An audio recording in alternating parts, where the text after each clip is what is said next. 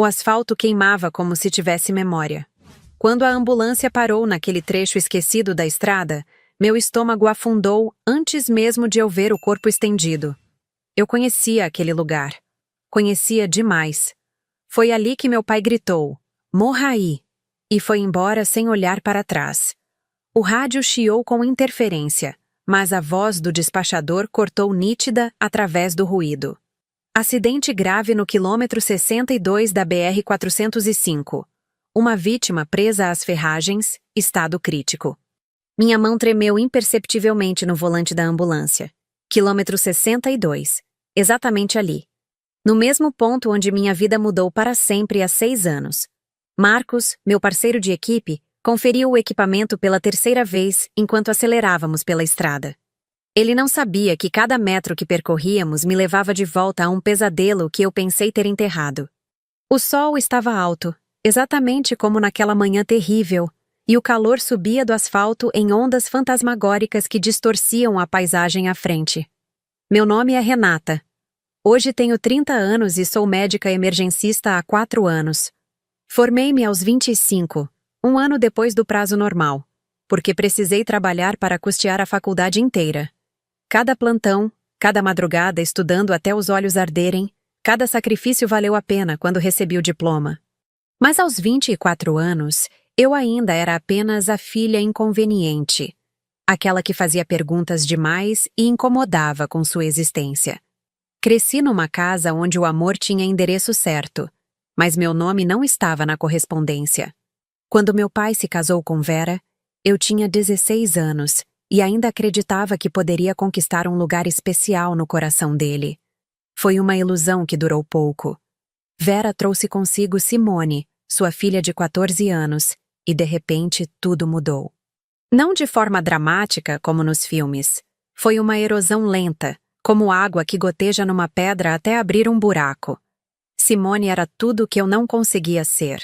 Loira natural onde eu era morena comum, espontânea onde eu era tímida, carismática onde eu era invisível. Ela chegou e ocupou o espaço que eu nem sabia que disputávamos. Meu pai, que antes dividia comigo algumas manhãs de sábado trabalhando no jardim ou me levando para tomar sorvete, passou a ser exclusivamente dela. Não houve uma conversa sobre isso. Simplesmente aconteceu. As preferências eram sutis, mas constantes. Quando Simone queria algo, aparecia magicamente. Quando eu pedia, vinha a lista de razões pelas quais não era possível. Ela ganhava roupas caras, sem ocasião especial. Eu usava o que tinha até desgastar. Durante o ensino médio, Simone fez curso de teatro, aulas de inglês e dança. Eu trabalhava depois da escola numa padaria para ter meu próprio dinheiro.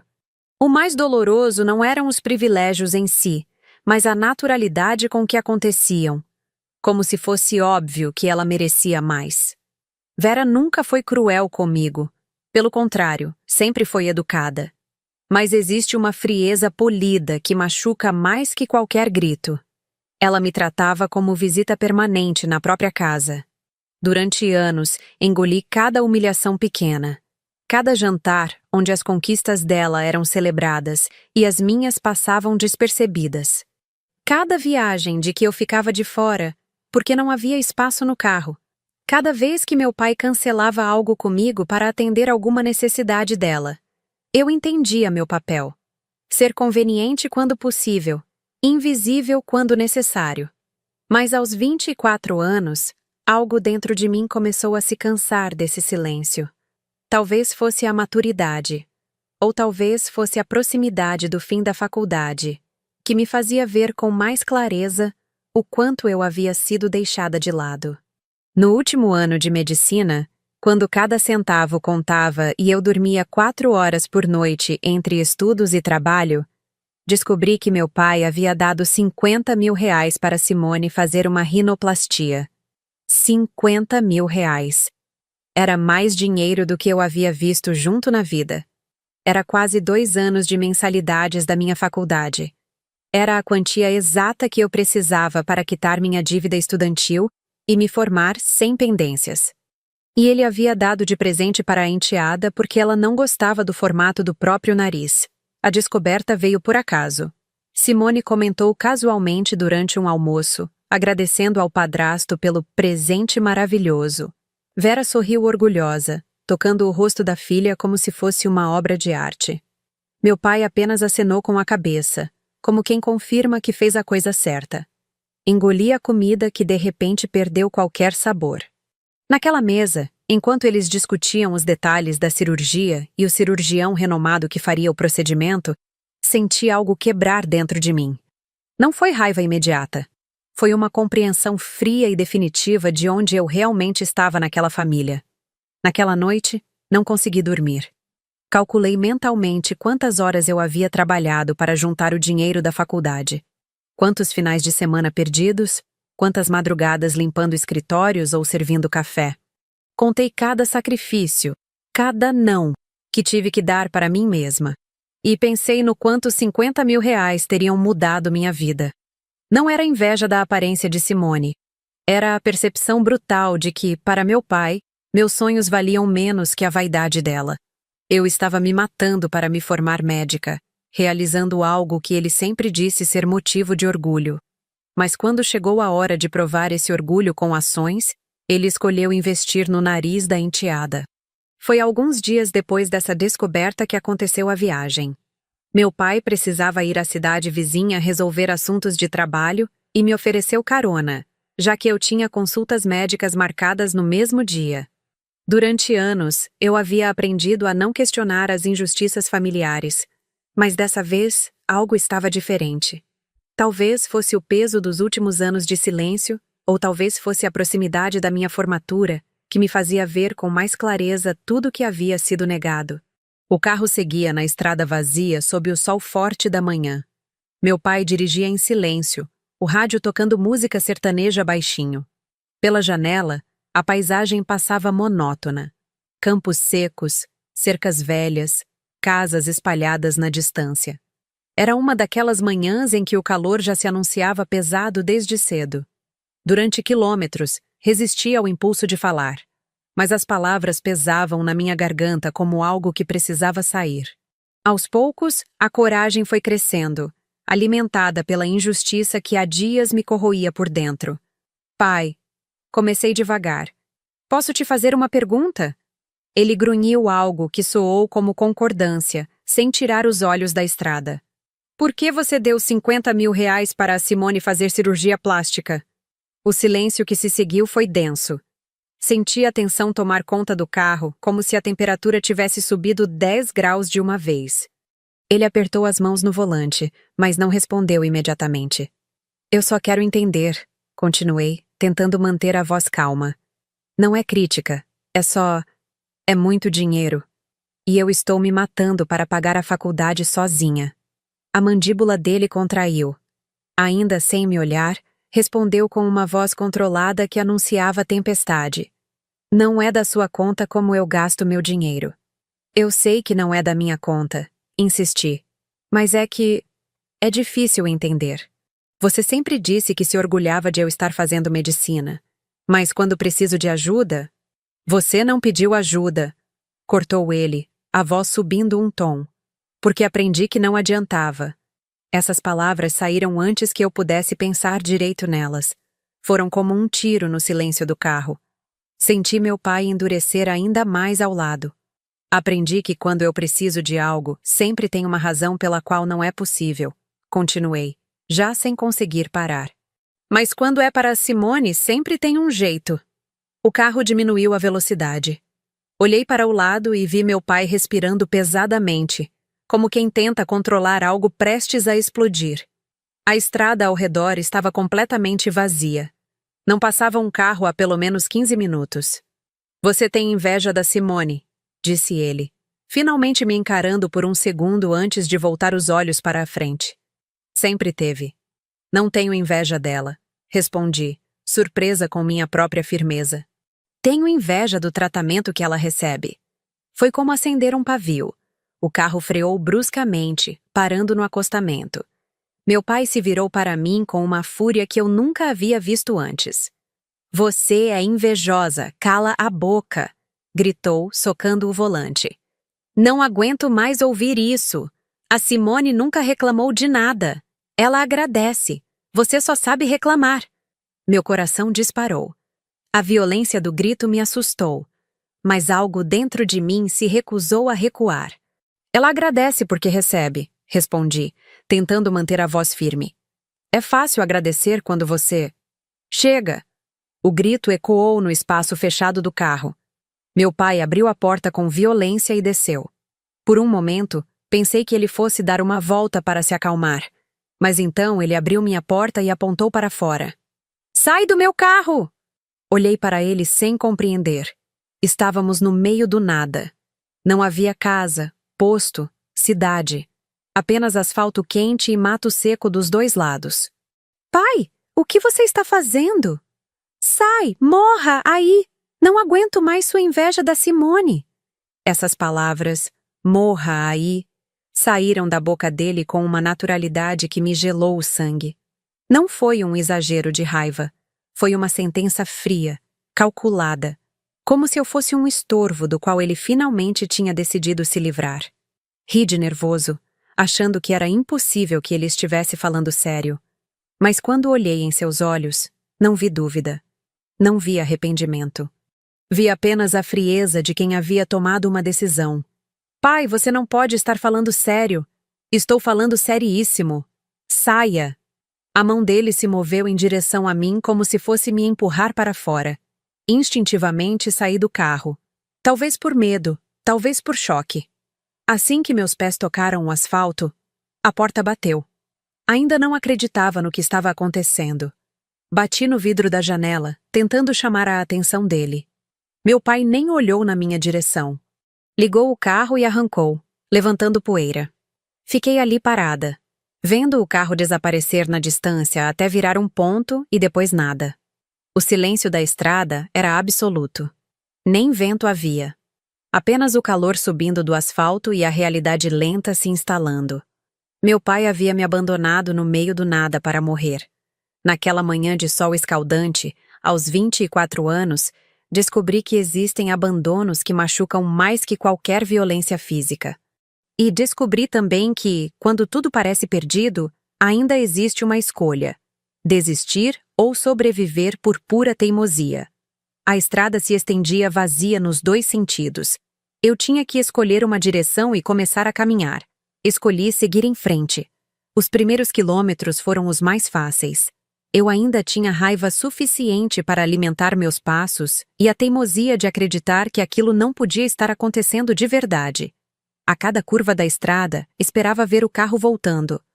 Meu pai teria se dado conta do absurdo que havia feito e retornaria para me buscar, talvez até se desculpando. Mas a estrada permanecia vazia. O sol subia no céu sem pressa e sem piedade, e o asfalto começava a irradiar ondas de calor que distorciam o horizonte. Não havia sombra em lugar algum. Apenas a faixa estreita do acostamento entre o asfalto queimante e o mato seco. Depois de 2 horas caminhando, a sede chegou. Não a sede comum, que se mata com um copo d'água, mas aquela sede urgente que aperta a garganta e deixa a boca pastosa. Pensei nas garrafas de água que sempre levava na bolsa e lembrei que estava sem ela. Havia ficado no carro junto com meu celular e carteira. Eu estava completamente sozinha, sem meio de comunicação, sem identificação, sem dinheiro. O desespero começou devagar, como uma gota fria escorrendo pelas costas. A cada passo, a realidade ficava mais nítida. Meu pai realmente havia me abandonado ali para morrer. As palavras dele ecoavam na minha cabeça. Morra aí. Pronunciadas com uma frieza que agora me assombrava mais que o calor da estrada. Aos 24 anos, eu achava que conhecia meu pai. Sabia que ele me priorizava menos que a enteada. Sabia que eu era uma presença tolerada em vez de desejada.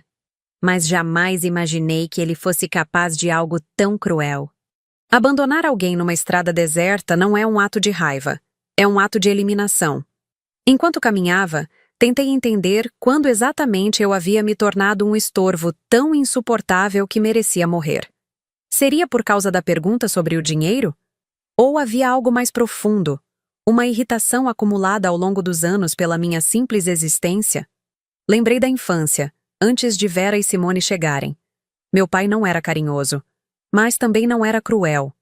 Éramos apenas dois solitários dividindo a mesma casa depois que minha mãe nos deixou quando eu tinha 8 anos. Ela partiu sem explicações, deixando apenas um bilhete dizendo que não conseguia mais viver assim. Durante anos, meu pai e eu nos viramos como pudemos, numa rotina funcional, mas vazia de afeto. Quando Vera apareceu, trouxe vida para nossa casa. Trazia flores, cozinhava pratos diferentes, enchia os silêncios com conversas. Meu pai parecia mais feliz, mais leve. Eu gostei dela inicialmente. Qualquer coisa era melhor que o silêncio pesado que dominava nosso lar. Mas Simone chegou junto, e com ela veio uma dinâmica que eu não soube decifrar na época. Ela não era má comigo, apenas natural. Natural demais. Ocupava espaços como se sempre tivessem sido seus, ganhava atenção como se fosse seu direito de nascença. E meu pai, que havia sido emocionalmente distante comigo, se derretia na presença dela. Sim, houve ciúme. Que filha não sentiria ciúme vendo o pai sorrir para outra criança de um jeito que nunca havia sorrido para ela? Mas eu engoli esse ciúme e tentei me adaptar. Tentei ser mais espontânea como ela, mais carismática, mais interessante. Não funcionou. Meu pai continuou preferindo a companhia dela, e eu continuei sendo a filha conveniente, presente quando necessário, ignorada quando possível. Durante a adolescência, aprendi a não competir. Era menos doloroso aceitar que eu ocupava o segundo lugar do que lutar por uma primazia que estava claramente perdida. Concentrei-me nos estudos, no trabalho, nos meus próprios objetivos. Achei que havia encontrado paz nessa resignação. Mas descobrir sobre os 50 mil reais foi como receber um soco no estômago. Não porque eu quisesse o dinheiro para a cirurgia plástica, mas porque representava a diferença brutal entre como ele via nossas necessidades. Simone queria um nariz diferente e ganhava 50 mil reais. Eu precisava me formar médica e ficava sozinha nessa luta. O sol estava mais alto agora, e meus pés começaram a doer dentro dos sapatos. Não eram sapatos para caminhada. Eram sapatilhas simples que eu usava para a consulta médica que nunca chegaria a fazer. A cada passo, sentia pequenas bolhas se formando, mas não podia parar. Parar significava aceitar que morreria ali. 3 carros passaram durante a manhã. Acenei desesperadamente para todos. Gritei. Até corri alguns metros atrás do primeiro. Nenhum parou. Numa estrada deserta do interior, uma mulher sozinha acenando podia significar perigo ou pegadinha. Era mais seguro acelerar e fingir que não haviam visto. No quarto carro, mudei de estratégia. Em vez de acenar freneticamente, tentei parecer mais composta, apenas levantando a mão educadamente. O motorista diminuiu a velocidade por um momento, e meu coração disparou de esperança. Mas então ele acelerou novamente e desapareceu numa curva. Foi nesse momento que entendi verdadeiramente minha situação. Não apenas meu pai havia me abandonado, o mundo inteiro me ignoraria. Eu era um ponto insignificante numa estrada infinita, e minha sobrevivência dependia exclusivamente de mim mesma. A sede estava se tornando desesperadora. Minha garganta parecia lixa, e cada gole de saliva era precioso demais para desperdiçar. O sol do meio-dia caía sobre minha cabeça como chumbo derretido, e o asfalto queimava através da sola dos sapatos. Durante a tarde, comecei a ter alucinações leves. Sombras que pareciam árvores eram apenas rochas. Carros que eu ouvia se aproximando eram apenas o zumbido do vento. Em alguns momentos, achei que via água na estrada, mas quando chegava perto, era apenas o calor distorcendo a visão. Meus pés estavam em carne viva. Havia tirado os sapatos há 2 horas, preferindo caminhar descalça a suportar a dor das bolhas estouradas. Mas o asfalto queimante castigava a pele a cada passo. Era uma escolha entre 2 tipos de tortura. Enquanto caminhava, tentei fazer contas de sobrevivência. Quanto tempo uma pessoa aguentava sem água? 2 dias? 3? E sob sol forte? Provavelmente menos. Meu corpo já mostrava sinais de desidratação. Tontura leve, boca seca, cansaço excessivo. Mas a parte mais cruel não era física. Era emocional. A cada passo, o abandono doía mais que a sede. Meu pai havia me deixado para morrer porque eu fiz uma pergunta inconveniente, porque eu questionei uma injustiça que durava anos, porque eu ousei perturbar a harmonia falsa da nossa família disfuncional. Você é invejosa, foram as palavras dele. Como se meu sofrimento fosse apenas mesquinharia. Como se anos de desigualdade de tratamento fossem paranoia da minha parte. Como se uma pergunta sobre 50 mil reais justificasse uma sentença de morte. Durante anos, eu havia me culpado por não conseguir o amor do meu pai. Achava que havia algo errado comigo, alguma falha fundamental que me tornava menos digna de afeto que Simone. Mas ali, caminhando sob o sol assassino, uma clareza terrível se instalou. O problema nunca fui eu. Alguns pais são incapazes de amar todos os filhos por igual. Alguns homens escolhem enteadas em detrimento de filhas de sangue. Não por maldade deliberada, mas por afinidade, por facilidade, por preguiça emocional. E alguns chegam ao ponto de eliminar o que os incomoda em vez de enfrentar a própria culpa. Meu pai havia me abandonado porque eu o obrigava a ver sua própria injustiça. Enquanto eu aceitava silenciosamente meu lugar de segunda opção, ele podia fingir que era um bom pai. Mas quando eu questionei, quando expus a diferença gritante de tratamento, me tornei um espelho inconveniente. E ele preferiu quebrar o espelho. A tarde se arrastava, e o calor não diminuía. Minha pele estava vermelha e ardendo pelo sol. Os lábios começaram a rachar. As pernas tremiam de cansaço e desidratação. Mas algo estranho aconteceu durante as horas mais quentes do dia. Em vez de me enfraquecer, a raiva me fortaleceu. A cada quilômetro percorrido, a cada gota de suor perdida, a cada momento de dor, eu fazia uma promessa silenciosa. Se eu sobrevivesse àquilo, e estava determinada a sobreviver, nunca mais permitiria que alguém me tratasse como descartável. Nunca mais me contentaria com as migalhas de afeto que sobrassem para mim. Mais que isso, se eu sobrevivesse, usaria essa experiência como combustível. Me tornaria tão forte, tão independente, tão valiosa, que ninguém jamais ousaria me abandonar novamente. E se meu pai achava que eu era um estorvo, eu provaria que era capaz de muito mais do que ele jamais imaginara. No final da tarde, avistei uma placa de sinalização ao longe. Meu coração disparou. Placas significavam civilização. Significavam que eu estava no caminho certo. Com as últimas forças que me restavam, acelerei o passo. A placa indicava que a próxima cidade ficava a 12 quilômetros. 12 quilômetros. Era mais longe do que eu esperava, mas era uma distância finita. Tinha um objetivo agora, um destino concreto em vez de apenas uma estrada infinita. O sol começava a declinar no horizonte quando finalmente ouvi o som de um motor se aproximando pelas costas. Dessa vez, não acenei freneticamente nem corri. Apenas me virei e ergui o braço, como alguém que pedisse ajuda com dignidade. O caminhão parou a alguns metros à frente. "Moça, você está bem?" gritou o motorista pela janela, um homem de uns 50 anos com cara de preocupação genuína. "Preciso chegar à próxima cidade", respondi, a voz saindo mais rouca do que esperava. "Que diabo você está fazendo aqui sozinha? Entra aí." Subi na cabine do caminhão como quem sobe numa nave salvadora. O motorista me ofereceu água, e bebi como se fosse o líquido mais precioso do mundo. Perguntou o que havia acontecido, e eu inventei uma história sobre pane no carro e celular sem bateria. Não ia explicar para um estranho que meu pai havia me abandonado para morrer. Durante o trajeto até a cidade, enquanto bebia água gelada e sentia o ar-condicionado refrescar minha pele queimada, uma certeza se consolidou dentro de mim. Aquela havia sido minha última humilhação familiar.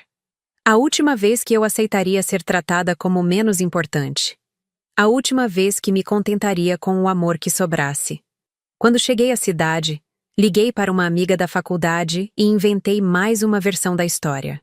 Voltei para casa 2 dias depois, queimada de sol e com os pés ainda doloridos. Meu pai nem perguntou onde eu estava. Vera comentou casualmente que eu parecia cansada. Simone nem notou minha ausência. Naquele jantar silencioso, enquanto comia e fingia normalidade, uma decisão silenciosa tomou forma. Eu terminaria a faculdade, me tornaria médica e construiria uma vida onde ninguém jamais poderia me abandonar numa estrada para morrer. E se um dia o destino trouxesse meu pai de volta àquela estrada, eu estaria lá. Não como a filha abandonada, mas como a mulher que sobreviveu e se tornou forte demais para ser descartada. O futuro ainda era incerto, mas uma coisa eu sabia. A menina que havia sido deixada para morrer no quilômetro 62 tinha morrido naquela estrada. Quem voltou para casa era alguém completamente diferente. Alguém que nunca mais aceitaria ser menos que qualquer pessoa. Nos 2 anos que se seguiram aquele dia na estrada, nossa casa se tornou um lugar de silêncios educados e distâncias calculadas. Ninguém falou sobre minha ausência de 2 dias, assim como nunca se falava sobre nada que pudesse causar desconforto. Eu havia aprendido as regras dessa família muito bem. Aparentar harmonia era mais importante que ser feliz, mas algo havia mudado em mim de forma irreversível. Onde antes havia uma filha ansiosa por aprovação, agora existia uma mulher focada exclusivamente em seus objetivos. Parei de buscar o olhar do meu pai durante os jantares. Parei de esperar convites para programas familiares. Parei de fingir interesse pelas conquistas da Simone. Não foi frieza calculada. Foi autopreservação pura. Cada energia que eu desperdiçara tentando conquistar amor onde ele não existia foi redirecionada para construir minha independência. Trabalhei mais horas, estudei com mais determinação, planejei meu futuro com obsessão. Vera notou a mudança primeiro. Você está diferente, Renata, disse uma manhã enquanto tomávamos café. Mais distante. Estou focada nos estudos, respondi sem levantar os olhos do livro de anatomia. Mas você sempre foi estudiosa. Agora parece fechada. Era uma observação perspicaz. Eu realmente havia me fechado. Não por amargura, mas por estratégia. Aprendi que demonstrar vulnerabilidade naquela casa era como oferecer munição para futuras feridas. Era mais seguro ser educada, funcional e emocionalmente indisponível. Meu pai interpretou minha nova atitude como maturidade. Durante meses, ele se comportou como se nada tivesse acontecido naquela estrada. Não houve pedido de desculpas, explicação ou sequer menção ao ocorrido. Para ele, aquele episódio simplesmente não existia na versão oficial da nossa história familiar. Mas eu não conseguia esquecer. Toda vez que olhava para ele, ouvia de novo as palavras "morra aí", pronunciadas com aquela frieza. Toda vez que o via sendo carinhoso com Simone, lembrava da facilidade com que havia me eliminado da própria vida. Conviver com ele se tornou um exercício diário de autocontrole. O relacionamento com Simone também mudou, embora ela demorasse a perceber. Durante anos, eu havia sido a irmã mais velha atenciosa, interessada em suas conquistas e problemas. Depois da estrada, me tornei cordial, mas distante. Respondia quando falava comigo. Era educada em ocasiões sociais, mas parei de iniciar conversas ou demonstrar interesse genuíno em sua vida. Você está com ciúme da minha cirurgia? Perguntou certo dia, tocando o nariz ainda um pouco inchado do procedimento. Não, respondi honestamente. Está bonito. Então, por que você anda tão estranha comigo? Olhei para ela. 22 anos, bonita, mimada, completamente alheia ao privilégio em que vivia. Como explicar que o dinheiro gasto no nariz dela representava anos de luta para mim? Como explicar que a naturalidade com que recebia tudo revelava o quanto eu era considerada descartável? Não estou estranha.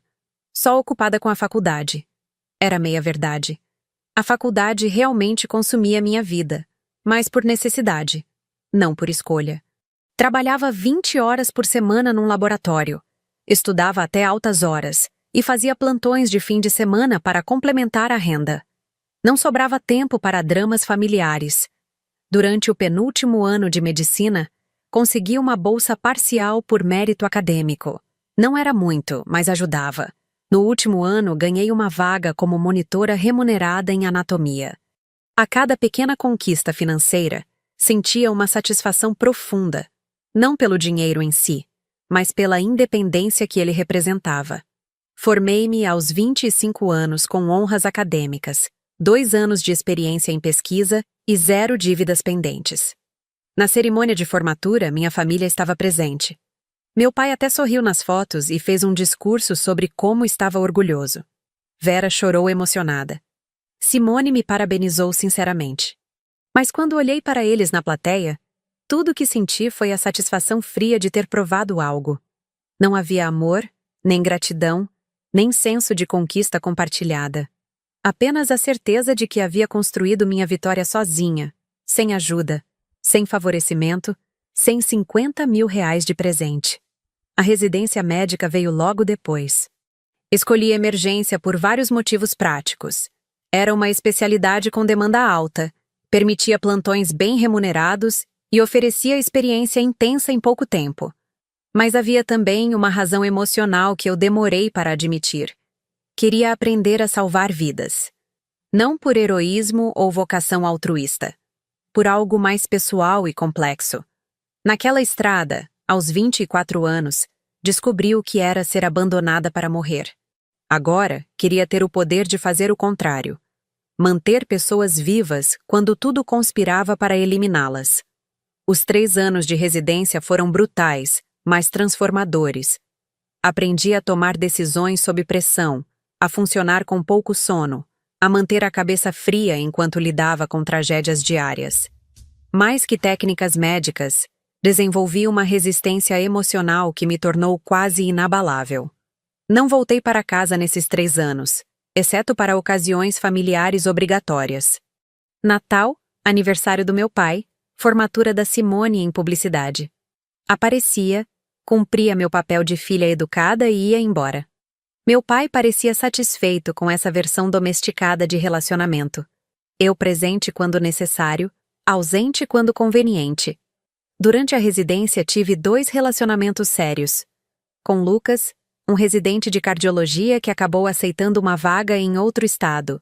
Com Pedro, um enfermeiro 10 anos mais velho que queria casar e ter filhos imediatamente.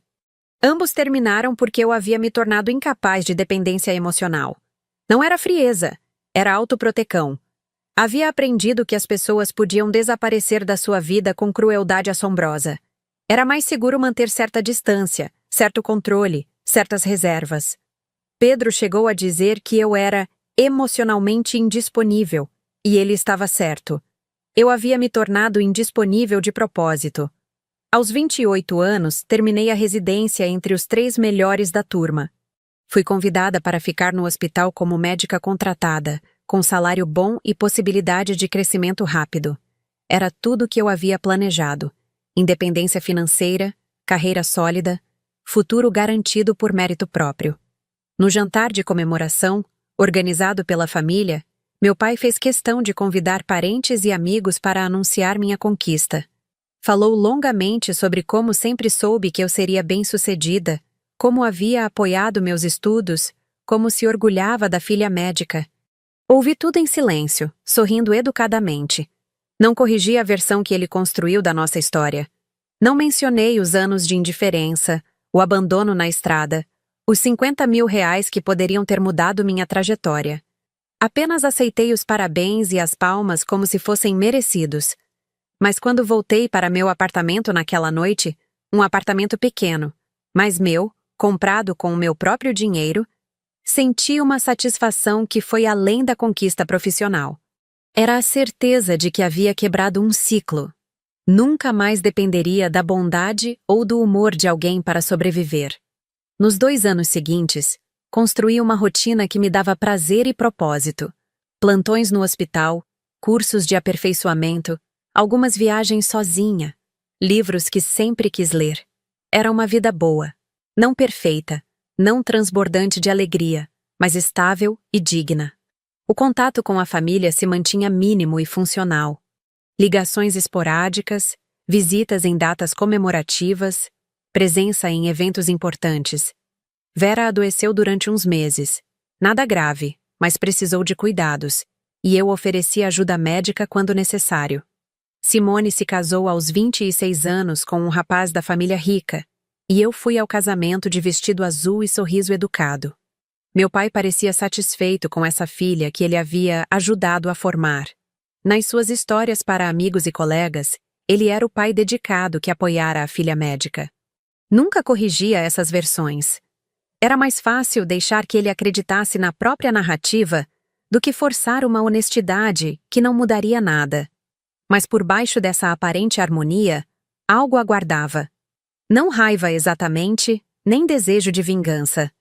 Era mais como uma conta em aberto, uma equação que ainda não havia se resolvido. Eu havia sobrevivido ao abandono, construído minha própria vida, provado meu valor. Mas a ferida original permanecia sem cicatrização completa. Aos 30 anos, trabalhando num plantão noturno especialmente pesado, recebi uma ligação que mudaria tudo. Era minha supervisora, comunicando que eu havia sido transferida para a equipe de resgate rodoviário. "Você tem o perfil certo", explicou. Sangue frio, experiência com trauma, capacidade de trabalhar sozinha. A ironia não passou despercebida. Eu, que havia sido abandonada numa estrada para morrer, agora salvaria vidas em estradas.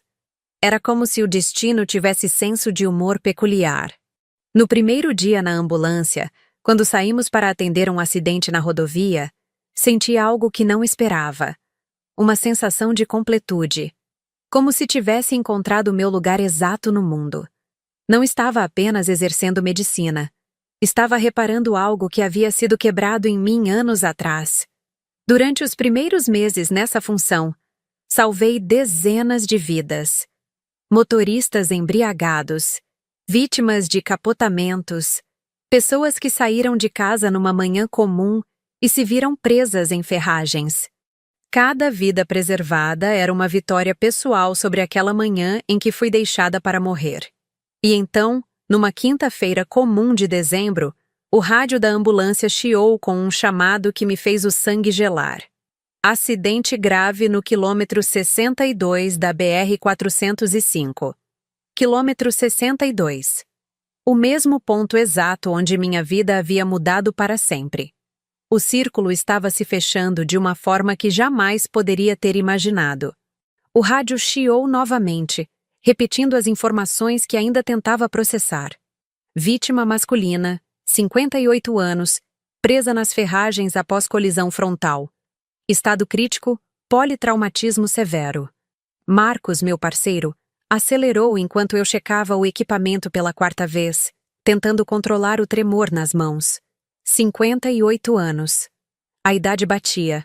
O local batia. Mas recusei-me a acreditar que fosse possível. Havia milhares de homens de 58 anos no estado. Acidentes aconteciam todos os dias em todas as rodovias. Era apenas uma coincidência perturbadora, nada mais. Mas meu corpo sabia antes da minha mente aceitar. O estômago embrulhado, a respiração curta, a sensação de irrealidade. Meu organismo estava reagindo a uma verdade que minha consciência ainda rejeitava. Durante os 20 minutos de trajeto até o local do acidente, lutei contra um pressentimento que crescia como maré alta. A sirene cortava o ar da tarde enquanto passávamos por paisagens que eu reconhecia dolorosamente. A mesma vegetação seca, as mesmas cercas velhas, os mesmos morros ao longe. Era como voltar a um pesadelo que eu pensava ter deixado para trás. Cada quilômetro percorrido me levava de volta àquela manhã terrível de 6 anos atrás. Quando chegamos ao local, vi primeiro os destroços. Um carro preto, um sedã de tamanho médio, estava irreconhecível depois de bater de frente com um caminhão. A cabine estava amassada como papel, e o corpo de bombeiros já trabalhava para extrair a vítima. O caminhoneiro, visivelmente abalado, sentava numa pedra dando depoimento para a polícia. "Foi ela que bateu", ouvi o caminhoneiro explicar para o policial. "Veio na contramão, direto para cima de mim. Não deu tempo de desviar." Aproximei-me dos bombeiros com minha mala de equipamentos, assumindo automaticamente o controle médico da situação. Era um caso complexo. Vítima inconsciente, sinais vitais instáveis, múltiplas fraturas aparentes. Precisaríamos agir rápido assim que conseguissem libertá-la das ferragens. Conseguem ver o rosto da vítima? Perguntei ao bombeiro que coordenava o resgate. Tem muito sangue, doutora. Mas é homem, 50 e poucos anos. Estava sem cinto de segurança. Meu coração disparou. Homem, 50 anos, inconsciente após acidente frontal no exato local onde fui abandonada. As peças se encaixavam com uma precisão que me deixava tonta. Recuei alguns passos, fingindo organizar o equipamento, e respirei fundo várias vezes. Precisava manter o controle profissional. Não importava quem fosse a vítima. Meu trabalho era salvar vidas. Era para isso que havia me preparado durante anos. Mas uma parte de mim, a parte que ainda carregava a menina abandonada naquela estrada, gritava silenciosamente. 20 minutos depois, conseguiram extrair o corpo das ferragens.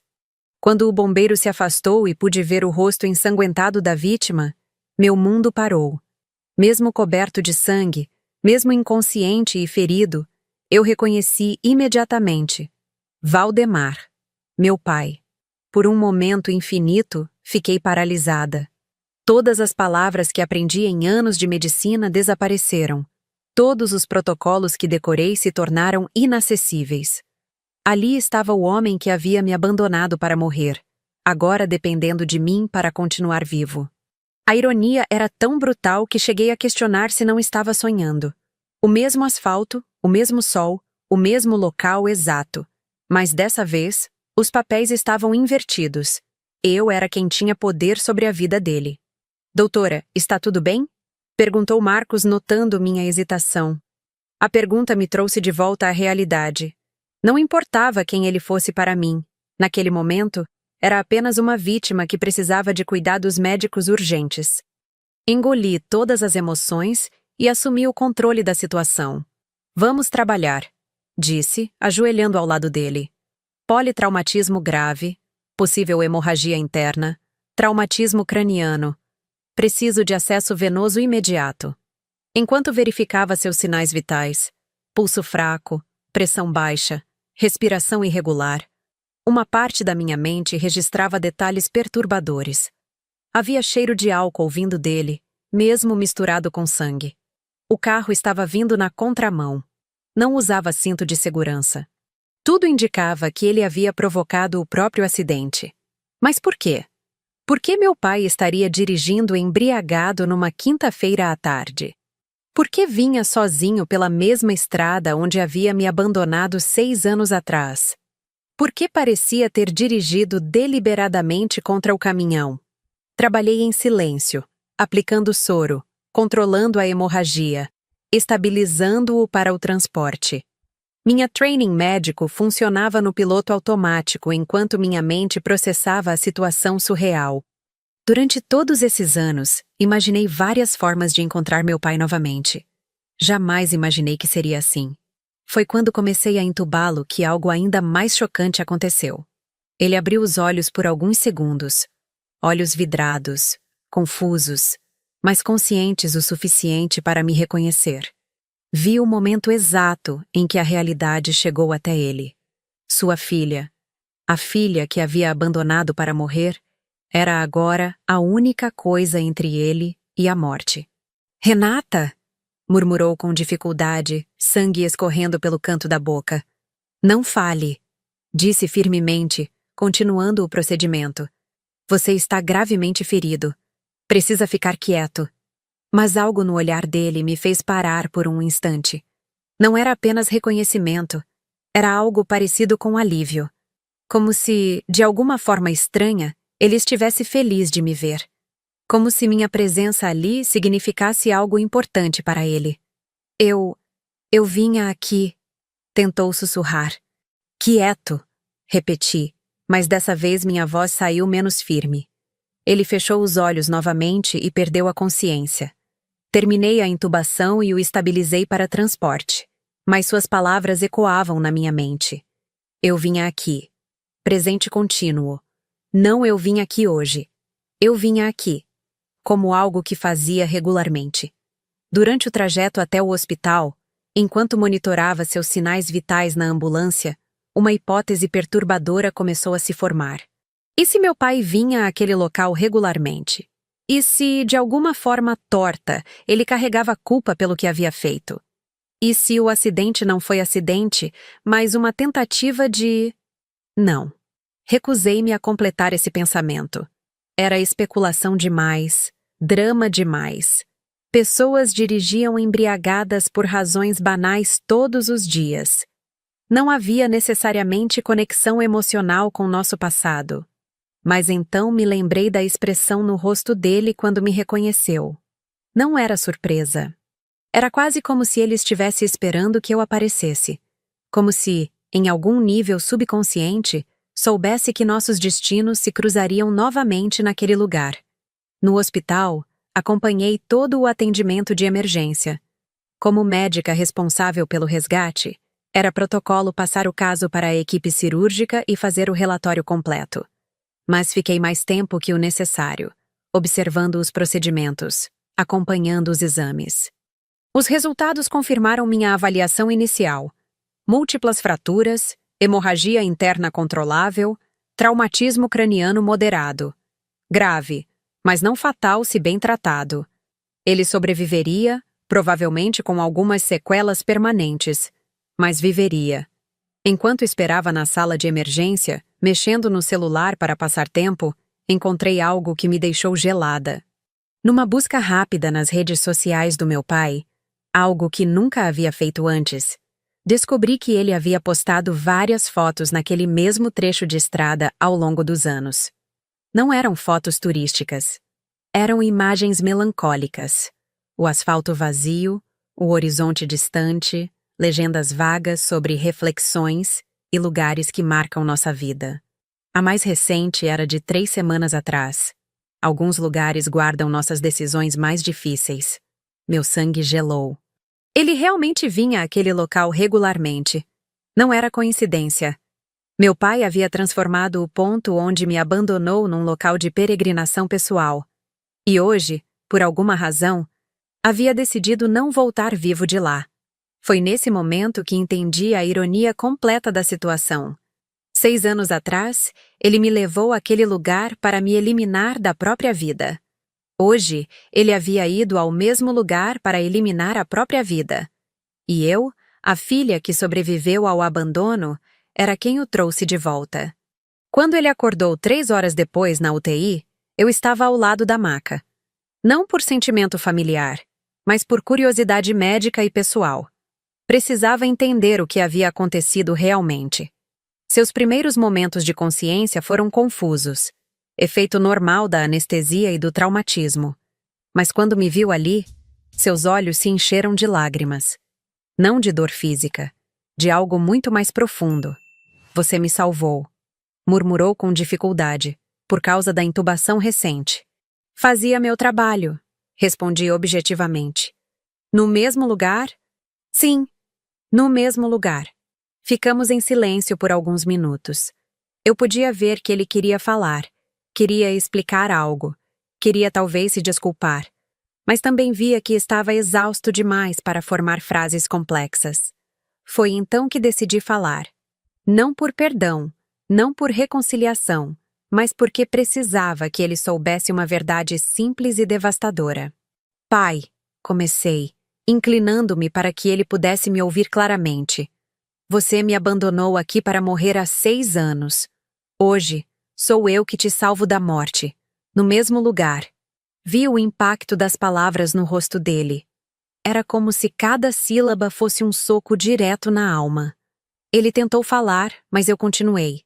Quero que você entenda uma coisa. Não te salvei porque te perdoei. Te salvei porque sou médica. É isso que eu faço. Salvo vidas, mesmo as que não merecem ser salvas. Suas lágrimas aumentaram, mas não interrompi. Você me jogou numa estrada para morrer porque eu fiz uma pergunta inconveniente. Hoje, você tentou morrer na mesma estrada, provavelmente carregando culpa. A diferença é que eu sobrevivi e me tornei mais forte. Você tentou fugir e quase morreu. Era cruel? Talvez. Mas era verdade. E depois de anos engolindo injustiças, eu merecia falar minha verdade.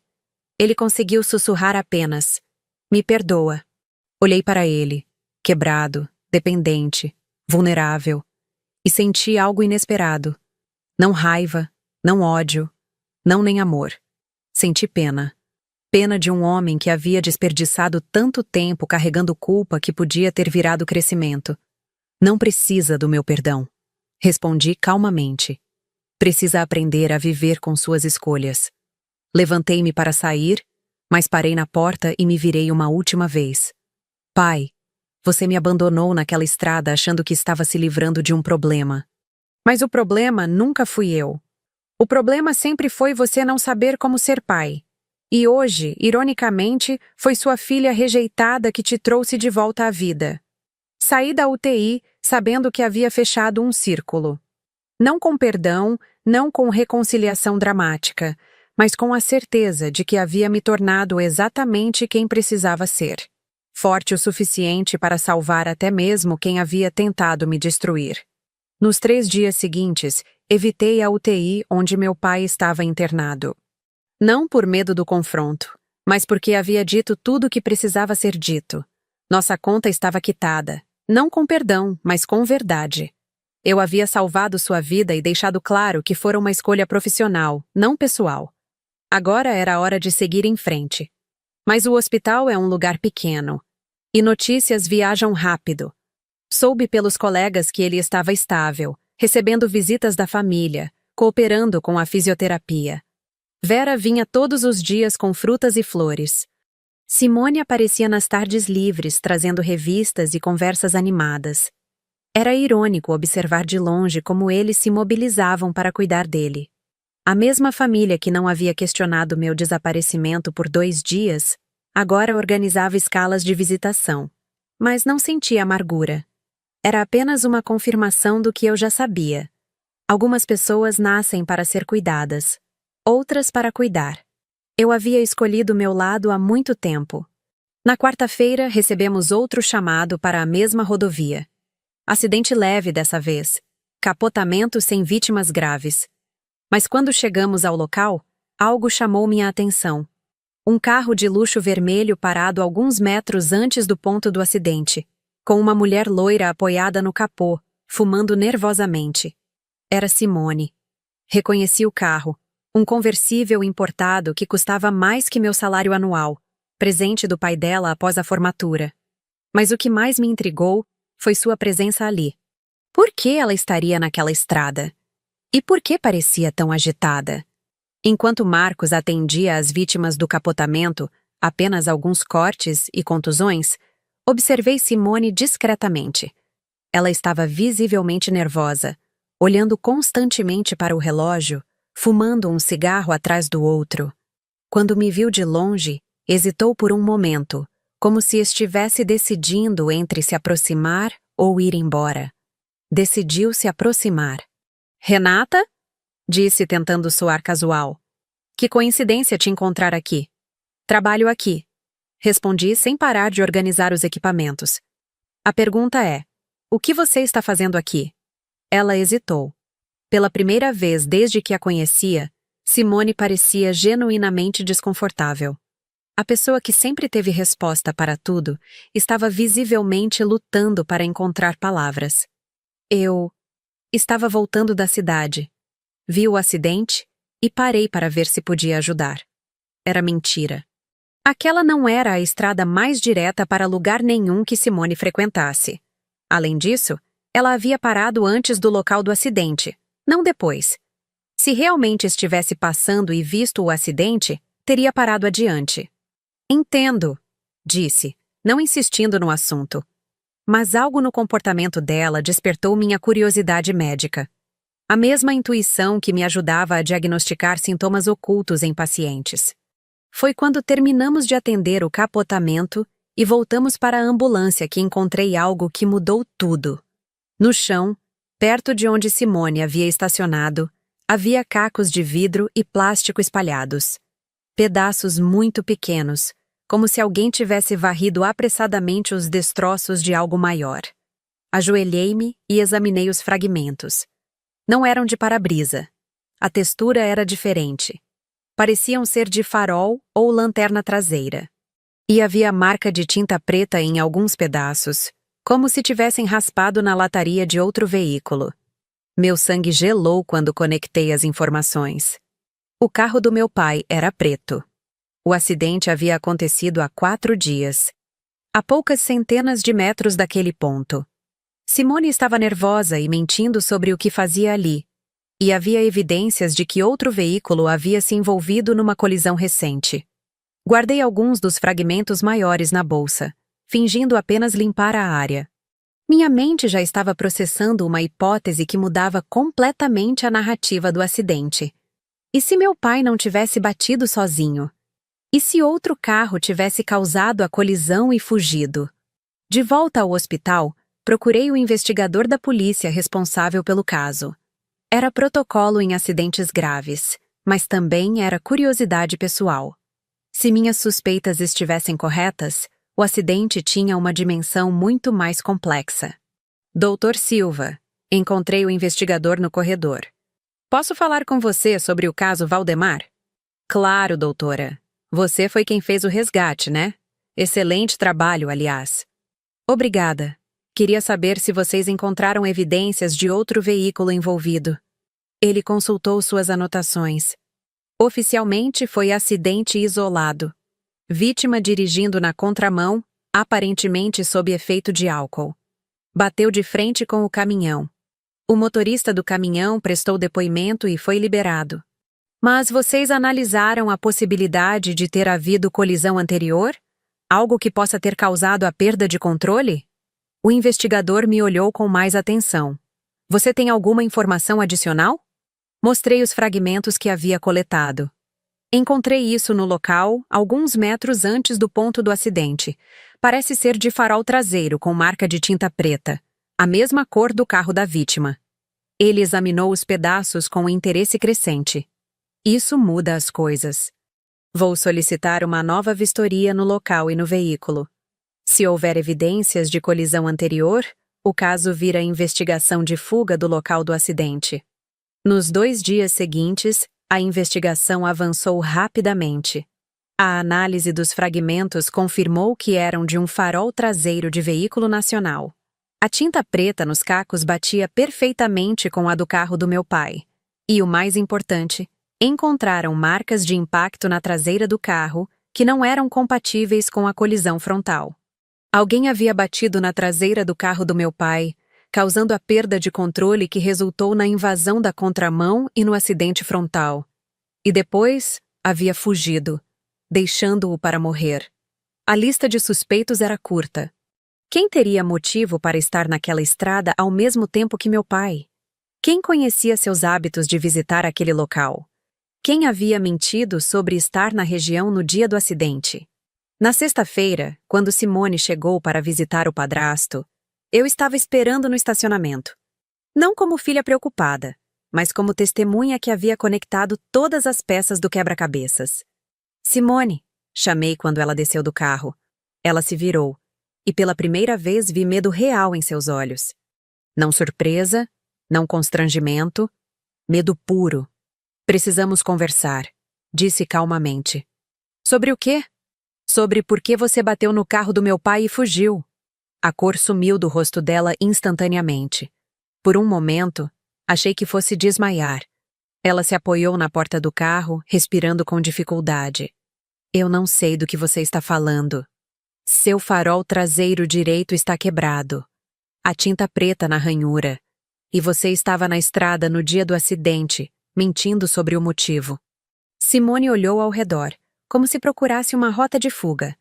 Mas estava encurralada entre carros estacionados, e eu bloqueava o caminho mais direto para a saída. Foi um acidente, sussurrou finalmente. Eu sei que foi um acidente. A pergunta é por que você fugiu? Lágrimas começaram a escorrer pelo rosto dela. Não as lágrimas calculadas que eu conhecia da adolescência, mas lágrimas de desespero real. Porque eu estava bêbada, confessou, a voz saindo como um gemido. Tinha saído do almoço com as meninas, bebi demais, estava voltando dirigindo. Quando vi o carro dele parado no acostamento, tentei passar e bati. Ele perdeu o controle e invadiu a contramão. Fiquei em silêncio, processando a confissão. Meu pai não havia tentado suicídio. Ele estava simplesmente parado no acostamento, provavelmente numa de suas visitas melancólicas ao local onde me abandonou, quando Simone bateu nele dirigindo embriagada. Eu entrei em pânico, continuou ela. Vi o acidente horrível, vi que ele estava muito ferido, e pensei que se eu chamasse ajuda, descobririam que eu estava dirigindo bêbada. Pensei que alguém mais passaria e o socorreria. Você o deixou para morrer, disse, minha voz saindo mais fria que pretendia. Não foi assim, eu ia voltar. Ia ligar para a ambulância de longe sem me identificar. Mas não voltou. Porque quando cheguei em casa, minha mãe disse que você já tinha socorrido ele. Que ele estava no hospital, fora de perigo. Pensei que tinha dado tudo certo. Olhei para ela, 28 anos, privilégio de toda uma vida, acostumada a escapar de consequências, e senti uma mistura de raiva e desgosto. Não pela batida em si, que realmente poderia ter sido acidente, mas pela covardia de fugir, pela facilidade com que abandonou uma pessoa ferida, pela frieza de calcular que era mais importante proteger a própria pele. Simone, disse devagar, você sabe o que é irônico nisso tudo? Ela me olhou através das lágrimas, esperando. Meu pai me abandonou nessa mesma estrada há 6 anos. Me deixou para morrer porque eu fiz uma pergunta que o incomodou. Hoje, você o abandonou no mesmo lugar, pelos mesmos motivos, se livrando de um problema para proteger a própria vida. O peso das palavras atingiu ela como um soco. Pela primeira vez, Simone entendeu a dimensão do que havia feito. Não apenas dirigir bêbada ou causar um acidente. Isso eram erros. Mas abandonar alguém ferido para morrer por conveniência pessoal? Isso era escolha. O que você vai fazer? Perguntou com a voz embargada. Olhei para ela por um longo momento. A menina mimada que sempre teve tudo, que nunca enfrentou consequências reais, que cresceu acreditando que seus problemas sempre seriam resolvidos por outros. E agora estava descobrindo que algumas situações não têm papai rico para consertar. Vou fazer a coisa certa, respondi. Vou contar a verdade para a polícia. Renata, por favor, eu posso perder tudo. Meu casamento, meu emprego. Posso ir presa. Deveria ter pensado nisso antes de fugir. Era a mesma frieza que meu pai havia demonstrado comigo. A mesma facilidade de eliminar pessoas quando se tornavam inconvenientes. Mas havia uma diferença crucial. Eu não estava eliminando Simone. Estava simplesmente recusando-me a protegê-la das consequências dos próprios atos. Subi para o hospital sem olhar para trás. Tinha uma ligação para fazer. A ligação para o investigador durou 15 minutos. Relatei tudo. Os fragmentos encontrados, o comportamento suspeito de Simone, sua confissão no estacionamento. O Dr. Silva me agradeceu pela informação e disse que uma equipe iria interrogá-la oficialmente ainda naquele dia. Depois de desligar, permaneci alguns minutos no corredor do hospital, organizando meus pensamentos. Em uma semana, minha vida havia dado uma volta completa. Voltei ao lugar do meu abandono, salvei a vida de quem havia tentado me destruir e descobri que a filha perfeita da família era capaz da mesma crueldade que eu havia sofrido. Não senti satisfação com a revelação sobre Simone. Não era vingança. Era justiça. Havia diferença entre os dois conceitos, uma diferença que aprendi durante anos salvando vidas. Vingança é machucado buscando machucado. Justiça é verdade buscando consequências proporcionais. Subi até a UTI, não para ver meu pai, mas para falar com Vera. Ela estava no corredor, organizando as flores que trazia diariamente, um ritual que parecia mais terapêutico para ela do que útil para ele. Vera, chamei suavemente. Ela se virou e me deu aquele sorriso educado que eu conhecia há mais de 10 anos. Um sorriso que nunca havia sido falso, mas também nunca havia sido verdadeiramente caloroso. Renata, querida. Que bom te ver por aqui. Seu pai tem perguntado por você todos os dias. Vim falar sobre Simone. A mudança na expressão dela foi sutil, mas perceptível. O sorriso ficou mais tenso, mais cauteloso. O que tem a Simone? Contei tudo. A presença dela na estrada, os fragmentos encontrados, a confissão. Vera me ouviu em silêncio crescente, o rosto perdendo cor a cada revelação. Quando terminei, ela se apoiou na parede como se precisasse de suporte físico. Isso não pode estar certo, murmurou. A Simone jamais faria uma coisa dessas. Ela confessou, Vera, e a polícia já está investigando. Vera cobriu o rosto com as mãos. Por um momento pensei que fosse chorar. Mas quando levantou a cabeça, havia uma determinação fria nos olhos que eu nunca havia visto antes. Nós vamos contratar o melhor advogado. Vamos provar que foi acidente, que ela não teve culpa. Ela teve culpa. Interrompi. Dirigia bêbada e fugiu deixando uma pessoa ferida para morrer. Mas ela é minha filha. A frase ecoou no corredor como um grito de guerra. E foi nesse momento que entendi algo fundamental sobre aquela família. O amor deles sempre foi condicional e hierárquico. Simone era protegida não porque merecia, mas porque era considerada mais valiosa. Eu era descartada não porque era problemática, mas porque era considerada menos importante. Vera, disse calmamente, meu pai me abandonou numa estrada para morrer, porque eu questionei por que Simone recebia 50 mil reais, enquanto eu lutava sozinha para pagar a faculdade. Hoje, Simone abandona meu pai numa estrada para morrer, porque proteger a própria pele era mais importante que salvar a vida dele. Você não vê o padrão? Ela me encarou como se eu tivesse dito algo imperdoável. Você sempre foi invejosa da Simone, disse com uma frieza que me lembrou das palavras do meu pai naquela manhã terrível. Sempre procurou defeitos nela, e agora está inventando essa história porque quer destruí-la. Era inútil. Vera havia escolhido seu lado há muito tempo, e nenhuma evidência mudaria sua perspectiva.